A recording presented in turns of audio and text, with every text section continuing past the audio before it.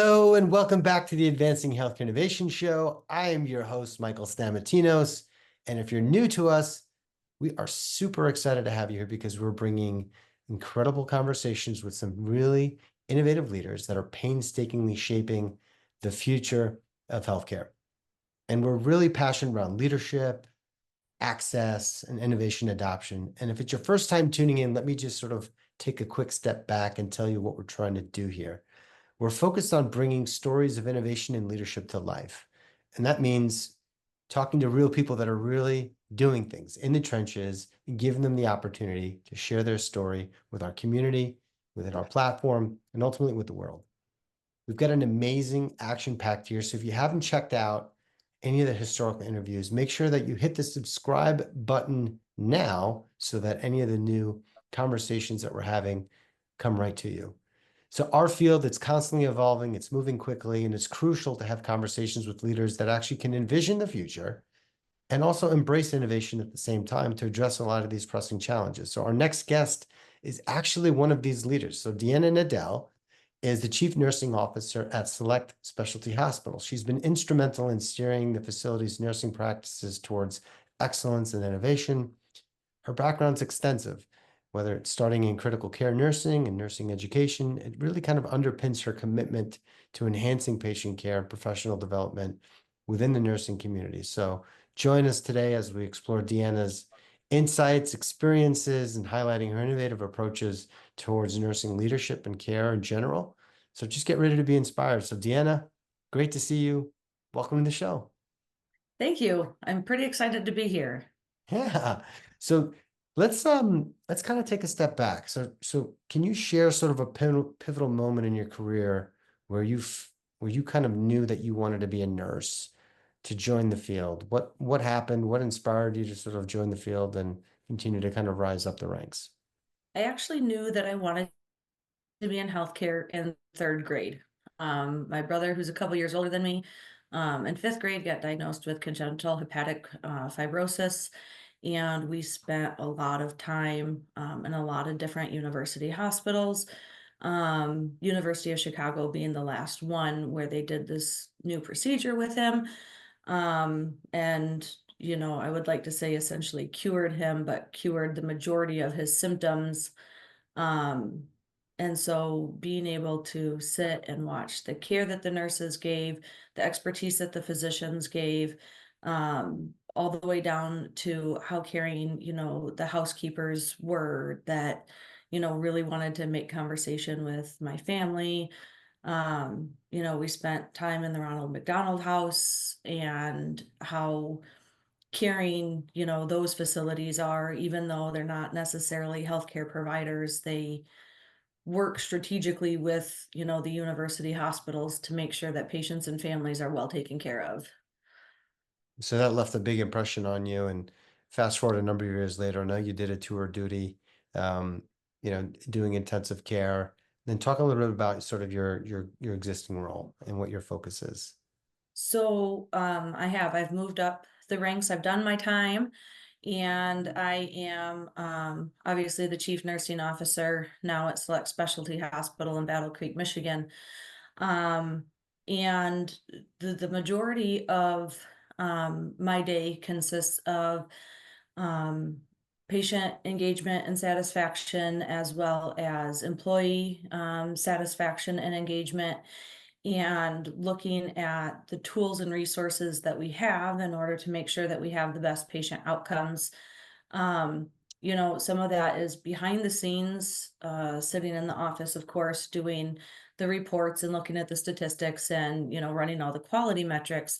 But it's also, when they need a hand and they have questions, going out, to bedside and educating the staff and really, having them look at me as more of a mentor and a leader instead of a manager or the chief nursing officer. Obviously, there's that separation in the roles, Right. but there's, that respect both ways that comes right along with it. Yeah. Well, I mean, along those lines, because you said a lot there. How do you cultivate an environment where innovation thrives, especially in teams that are resistant to change? Well, funny you asked that. So starting, there was a culture that was, of course, high burnout level. They were um the staff that have stuck around with me through the past, little while that I've been there. They're hungry and they want to learn, and you have to really look at and change the way, well, I've had to look at and change the way that I interact with each individual. Um, Sally may learn different than Susie. And so changing the way that I can speak to them, I can educate them, I can hold them accountable for, the Mm, things that they do or they don't do. That's really the main piece of the innovation that we use. And I really think that you have to model that by example. um, Again, we talk about working in the trenches alongside them. When there's a code, I'm in the room. When there's a rapid response, I'm in the room. As long as I'm there, of course, working with the host hospital to make sure that, when I'm not there, that there's support for those critical moments, and looking outside of the box, how I can be supportive 24/7, even if I'm not on site 24/7. mm, mm. You mentioned something earlier that kind of got me thinking around being there for your team and mentoring. Was there an instance where someone kind of mentored you? Who was that person? How did they influence you in terms of what your style is today? Curious. Yeah, I've actually been mentored by a handful of people that have pushed me to be where I am, and people who have put me in positions where they knew that I would excel, even if it wasn't Mhm. necessarily my job role at the time, or it didn't have anything to do with the role that I was in. My very first mentor that I had was Dr. Marvin Fields. I was an LPN. And we would round several times a week, and he would teach me how to care for those who may not have a voice of their own, really how to advocate for patients. And, we built that trusting relationship. And I remember one very specific example where he said, Deanna, if you want to learn how to be a really compassionate nurse and a really good advocate, read this book. And the name of the book is In Shock. I forget the name of the person that wrote it, but I know that she's a physician at Henry Ford, Maine, and Michigan here. And it's about her own critical care experience as a patient, and as, a brand new doctor off a residency. And when I read that book, it really did. It inspired me to continue to push. And so I went from my LPN to my RN, and he did. He stood right by my side. He came to my graduation for my RN. Very, very influential person. And actually, to add in to this, when my brother was sick as a child, Dr. Marvin Fields was covering for our family practitioner. And he's the one that pushed my mom to really get the help that my brother needed. Wow. Very soft spoken man, but he said, are you just going to wait until he gets sicker and sicker? And my mom still remembers that to this day. And so it's funny how it came full circle. I say funny, ironic, how he's really had a big influence on not just me, but my entire family. Wow, that's amazing. Yeah, Thank you for sharing that story. That's awesome. you're welcome. So when you think about your approach to leadership, especially now when we're in an era where teams are becoming more diverse, not just in background, but in thought and geographical location, how has your approach changed to leadership? I do find the hardest um, culture to be able to be all inclusive is the generational culture. It's very difficult to make sure that, your baby boomers who are ending their career are just as engaged and not burn out and just throwing in the towel because they know they're going to retire in a couple years, to your brand new baby nurses who are super excited to do all those menial tasks that, Right. the the middle generation there in the workforce, despises doing at the bedside, without getting into detail. I'm hoping that people can understand what those are. Um, and so looking at how do you close those gaps is really, um, I had to do enough research and ask the correct questions of each um, individual and each generational kind of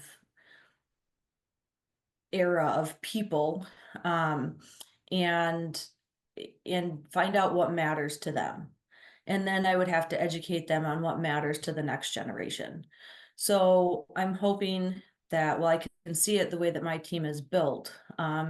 We have, those longevity nurses that are precepting our brand new nurses and turning them into just phenomenal employees, ones that you want to make sure that you keep Right. engaging and you grow them, because my motto Mhm. is, if I don't grow them, somebody else will.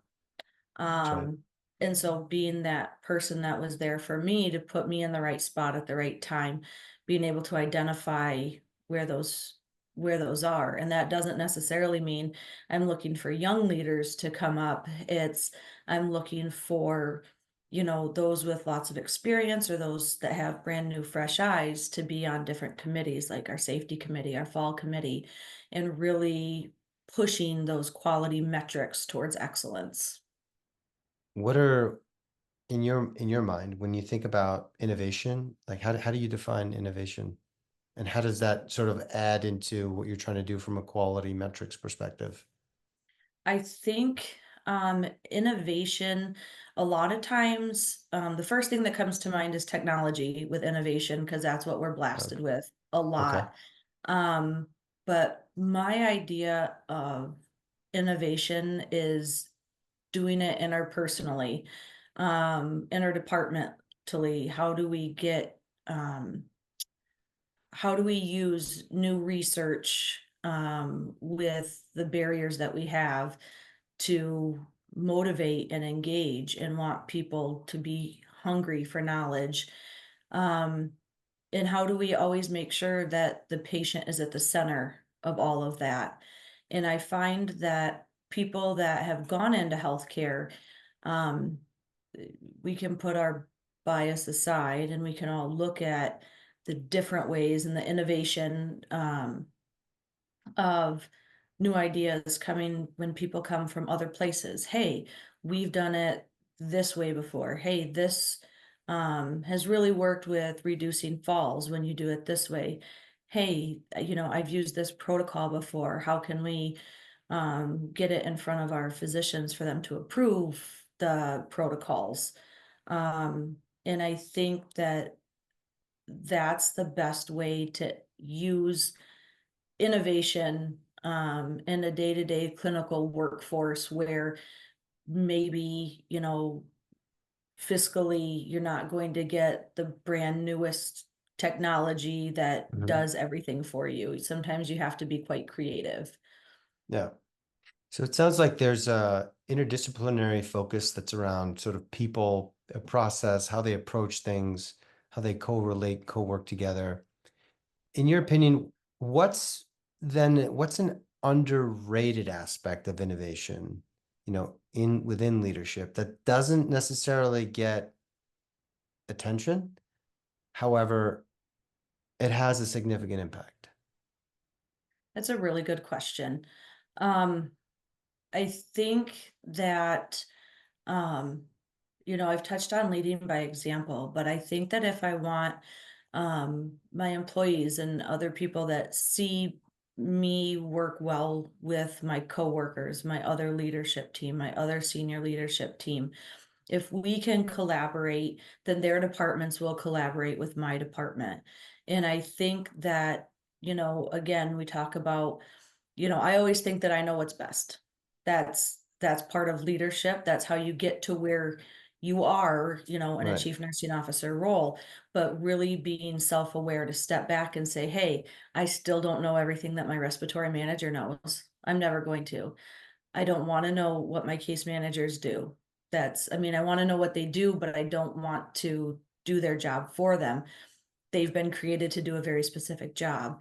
And so having really good dialect, and being able to work as an interdisciplinary team at the executive level, I think is imperative, um, to know that they can't, tell on respiratory therapy to me and have me do something that would go completely against the respiratory manager's needs and wants. And Mm. that actually, although that's clinically that's driven by me, I think specifically because our hospital is small, that my CEO and myself have to be on the same page about everything. Yeah. Um, the other managers don't report to me. And so if it wasn't for his guidance, and his expectation setting, then, there may be bigger barriers than what there are now, which really are very minimal. We'll talk about that relationship, you and the CEO, I mean, and operators. I mean, what's that dynamic like? And historically I know that things have been kind of siloed. How do you sort of really try to break those barriers down? So the barrier was pretty much broken by him. The silo was broken by him in the interview process. I think that he was very clear at setting expectations on what he needed the CNO to do.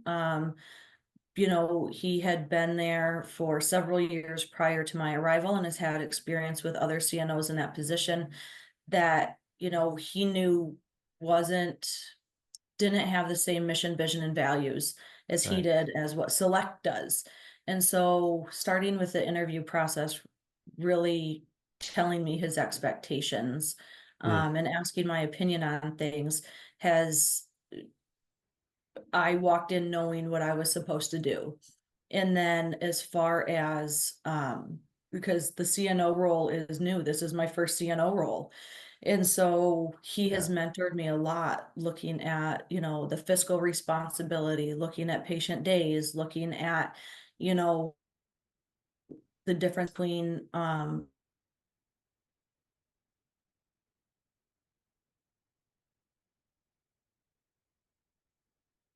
not safe and looking at, correctly and doing all of those things. And so I think being able to accept his guidance Mm. is very important. And so, but clinically, he trusts me. And so, it took us probably 6 months to learn each other. They called it the honeymoon phase for me. Um, but then after that, we can talk about anything professionally, personally, because we try to say, leave everything at the door, but you just can't. And so knowing that he's my sounding board and I'm his, and then again, if we disagree, we respectfully disagree and come back full center to this is the patient, what is best for the patient. Because ultimately, what's best for the patient is best for the company. That's right. That's right. You mentioned quality and metrics. What are your metrics that you are maniacally focused on? What are your sleep well at night numbers, as I like to say? You leave the office, what metrics, what data do you look at? Because there's a lot of data that's out there. But what data really matters to you in the seat that you're sitting in now? The primary data that we look at is your quality safety metrics. Are we keeping our patients safe? Are we doing everything that we can do, um, you know, that the patient, allows us to do because patient and family centered care is big and they're allowed to review certain things. But the main things, right? Your central line infections. We've gone, I don't know, 400 and some odd days without a central line infection. And that's because we really push central line utilization. Do they have to have it? What's, what can we do without it? And then focusing on the staff, and the staff is now questioning, do we need the central line? I think we could do it with a Mhm. midline. I think we could do it with a peripheral, or saying, yeah, they have to have the central line because they do dialysis. Mm. We look at catheter associated urinary tract infections. We haven't had one of those in well over a year. And again, it went from a culture of this patient's refusing to have their catheter out to me saying, well, they're not allowed to. It's my device. And, if you just go in and explain, hey, we don't want to cause another infection. You're already sick. And they're usually very good about letting us pull them. So they have gotten that sense of autonomy and empowerment from me that knows that they're not going to be in trouble for going in and Right. pushing those quality metrics. Our falls per patient day, we look at those, especially our falls with injury. We look at our employee safety. We're at 400 and I don't know, 15 days without a lost time employee incident. Um, and I remember the employee incident that there was lost time and it was pretty bad. And that Mm, made us really look at workplace violence and look at, we're not an ER, we're not an acute care hospital. So we can, for lack of better words, pick and choose the patients that we know that we can take care of to the best of our ability. And those patients are not violent patients. Um, right. and so looking at our screening process so we can look at those. And then the last, not necessarily patient quality metric, but we look at staff turnover. That's our really big focus for this calendar year. Hmm. And because we're a small hospital, we're a 25-bed hospital, I manage about 65 people. And then there's, of course, the other departments that are smaller. Um, and so your N is very small. So if you have Right. one turnover, it's like Yeah. 10%. Yeah. And so working on how do we make people want to come to work? How do we make them, you know, enjoy the job that they do? And a lot of that is focusing on the small wins. We take people that are intubated and then they walk out. And sometimes a small win is, hey, today you're sitting on the edge of the bed and yesterday you weren't. And celebrating that with the staff is really quite a key focus to keep that metric very low. What does a little win celebration look like? When you mentioned about a patient who's, laying down but now can sit up at the side of the bed, how do you celebrate? How do you praise the staff? What does that look like? So I personally do handwritten thank you cards. Um, I write a lot of them, but I make them very specific. So something as little as we focus a lot on mobility. Patients have to get up.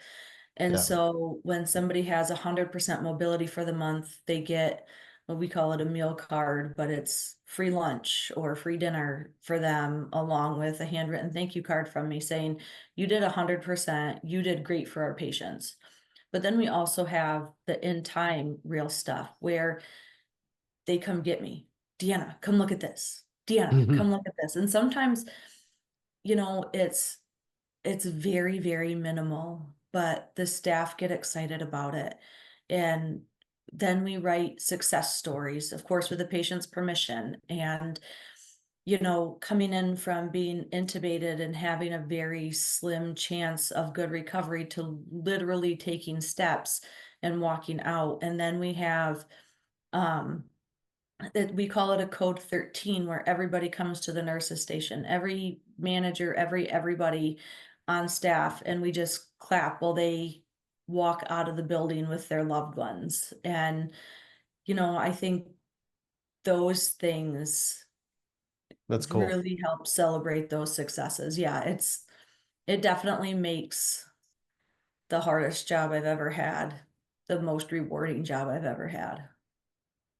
I mean, it's difficult. You're in a really complex environment. I'm just curious personally, what's like a mental or even a conceptual exercise that you perform regularly that helps you generate creative solutions? Because I know you mentioned that sometimes you don't always necessarily have the resources, but what do you do to generate creative solutions to a lot of these complex situations that you often self find yourselves in or your team finds themselves in?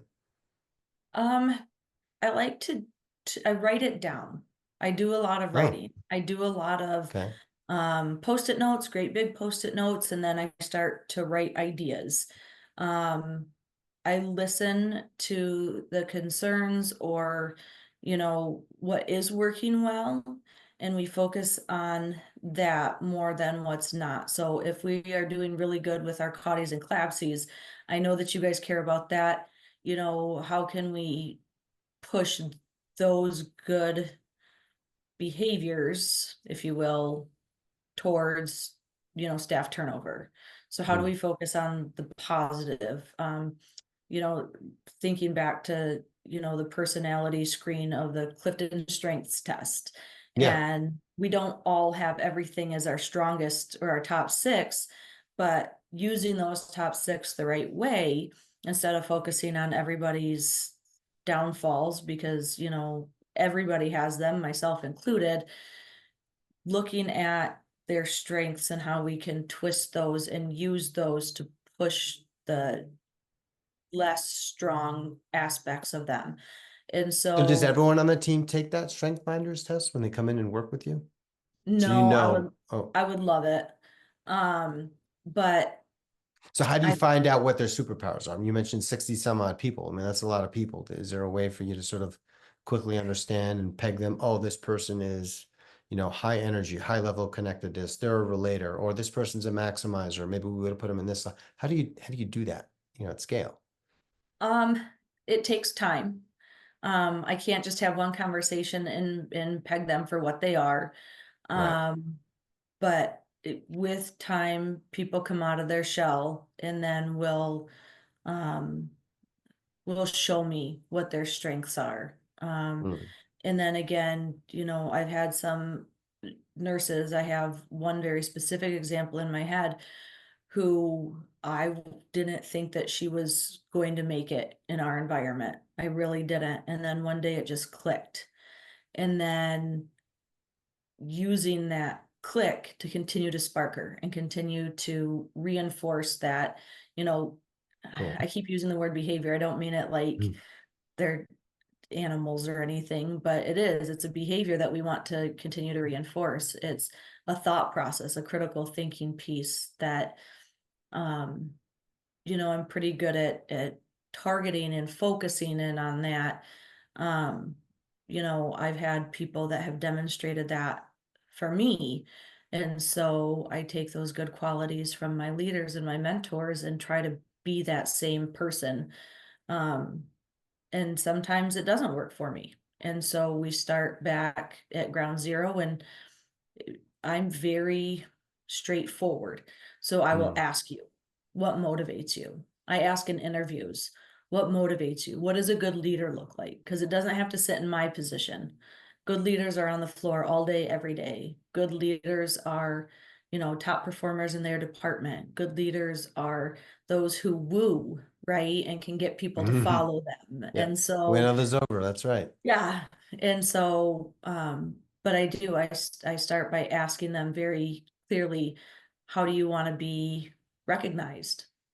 Mm. Um, So because they then don't, what?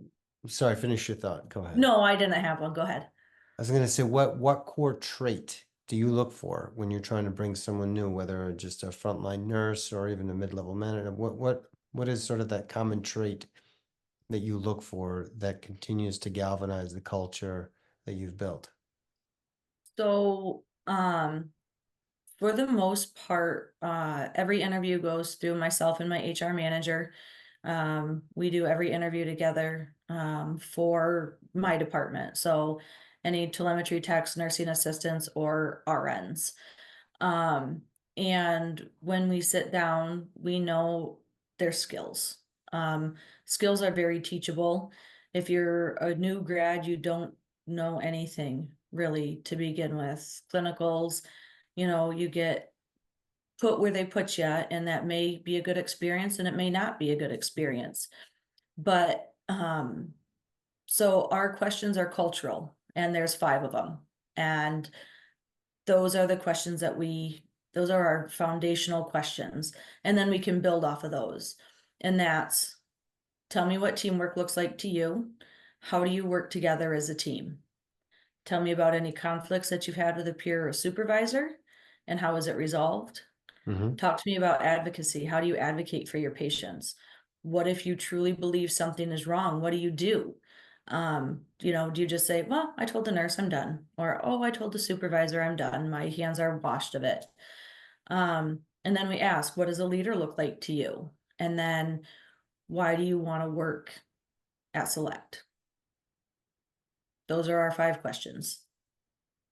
And they will tell, you'll decipher based on their responses whether or not they're a good fit. Yep, between that and, we look at some other things, different, the way they interact, interviews, I'm interviewing people, you get quite a few that are just automatic no's, they don't want to be there for the right reason. Right. And they make it very clear when you start asking those cultural questions.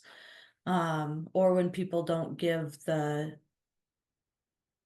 or they give the same answer for every question that you ask, or they don't have examples. I find it hard to believe that nobody's had to advocate for a patient and you've been in the healthcare field for 10 years. I Right. find it hard to believe that you haven't had a conflict. Well, it doesn't have to be a screaming match, Of but there's course. differences of opinions. And so, Yes. and then, it really warms my heart when people do say a leader doesn't have to sit in your position. That's Yeah. It's got nothing to that do with person title. is who I want to hire. I'll train Yeah. him to do the rest. Yeah. You mentioned earlier around feedback, not only just employee feedback, but patient feedback. And has there been, maybe an instance or somewhat when you've got this feedback, patient feedback directly that led to an innovative improvement or an operational change? And what if maybe an example or so that comes to mind? So, as far as patients go, um, we do our own patient satisfaction surveys, and Mm, those a lot of times will bring a lot to light that maybe they didn't want to say while they were at the hospital. A lot of times, even though there's a zero retaliation policy, they're afraid because they're stuck there that if they say anything, it's not going to be addressed, and so is going to do hmm. something else. But there has been a lot of really, really good ideas brought forth, not just from the staff, but from patients. An example, something silly is rearranging the room. If you were to move all the patients' beds this way, then they would have a better view of out the window or at the TV, or we could see into the hallway so we don't feel, isolated and enclosed when they've already been in the hospital for upwards of 3 weeks. They let us know very clearly what their goals are, and we ask their goals and we listen to their goals. Um, but really the biggest thing that we've taken from that is making sure that we're doing our consistent multidisciplinary rounds during visiting hours. Mm, Um, when the families are at the bedside, involving them in the care if the patient can't speak for themselves, letting them hear what every discipline has to say, and then allowing them to ask questions. I think that's pretty standard practice in short-term acute care hospitals. Um, and I think that's probably one of the most innovating pieces, and it's a huge patient satisfier. Plus, it's best practice. yeah, I was going to say, it sounds like, these are things that ought to be done. And it's nice that Yes. you have that discipline and carrying through. As we get towards sort of the tail end of our conversation, there's a lot of innovation that's external that's trying to kind of going in. How do you view that? And what's signal, what's noise? How do you prioritize external innovations and how do you sort of think about deploying them for your team? Um, I do a lot of research. Um, I'm one of those lifelong students. I have 3 classes left and I'll have my MBA. And research is no issue with me at all. So that's really how I like to filter it, because I don't want to bring something that hasn't been evidence based into Right. my facility. I don't want to bring something that may impact a patient negatively if it's not well researched, really well defined, really well deployed. And then I have a slew of resources. So we are a small hospital, huge corporation. Yeah. So I have support from my CEO. I have support from my regional CNO. I have support from, the VP CNO for all of the selects, who I could just pick up my phone and call and say, what do you think about this? Yeah. And I have lots of sounding boards, but I Well, always that's do my great. research first. Yeah. Measure twice, cut once. Yes. So what is a sort of a piece of advice that you can leave for someone who's listening to this conversation and they want to have a takeaway item that they can take action on? What's that one thing? I think my biggest takeaway from everything is, if you're a leader, be the leader that you would want to lead you. We get so Mm, caught up in numbers and data that we forget that we're real people and we're dealing with real people. Um, and so don't have robotic interactions with your staff or your patients. Make sure that they really are heartfelt and empathetic, and try to listen to understand, not listen to respond. that's just really practical wisdom, Yeah. Deanna. It's been great to have you come on. And obviously, you're always welcome to come back on and share more golden nuggets. But Thank for you. those that have tuned in, if you found this conversation helpful, please share it on any social. Give us some feedback on what you thought was really useful and what you plan on deploying. And give it a like if you can. So thanks, Deanna. Look forward to our next conversation. Thank you, Michael.